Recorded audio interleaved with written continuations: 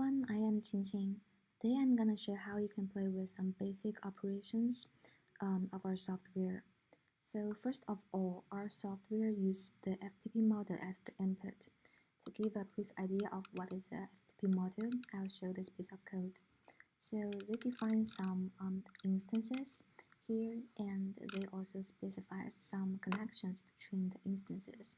So the graph should be rendered like a topology. And now I'll use a tool to load in this model. During the process, our tool will invoke the FPP compiler, and if the compiling is successful, you will see a list of views here is generated. And each of the view here is actually a piece of the original model. Because the model can be very large, and we just separate them into smaller pieces so the user can easier read them. And auto layout is an important feature of our software. We provide a list of layout algorithms, and they fit into different structures of the model. So for example, this one, it will render the model into a star-like way, and this one will render the model into a tree-like way. So the user can choose from those algorithms based on how the model is structured like. Auto layout doesn't give us an ideal result. In this case, user need to manually tweak something to make it look better. In this case, we want this result to be persisted, so the next time when the user opens the same view, you can still see the same result.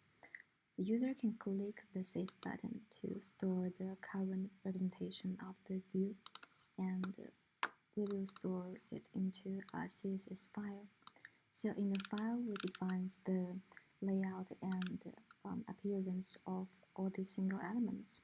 And the user can also select a group of elements. For example, he can specify the color of all the input ports, or he can specify the size of all the components. And since this textual file is version controllable, the user can track his change to this graph easily and restore it back to the previous version easily. It integrates the Acme rule checker library to check the correctness of the model based on the rules specified by the user. So I'm now gonna switch to another simple project to elaborate on that.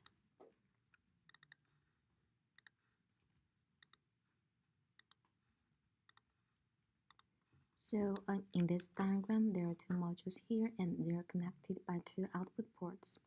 But usually, an output port is connected to another input port, so this connection is actually wrong. We'll run the Acme rule checker here to get their analysis result. So some errors here is raised in this message panel, and if you see the diagram, this line is marked as red to indicate that something here is wrong. So the user can go back to the model and fix the error, and go back to our tool and rebuild again. So if the errors are fixed, this will be displayed normally. Okay, thank you for watching this video.